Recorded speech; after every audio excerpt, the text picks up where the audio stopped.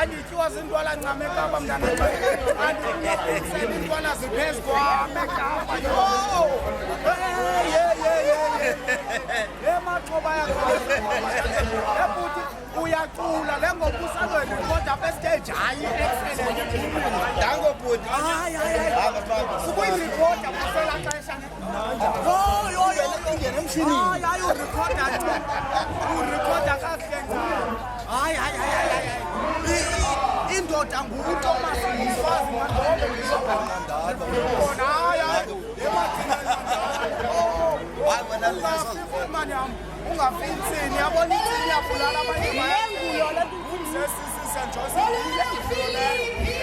ibhata village ndawuze ndiye kulaa village imnyama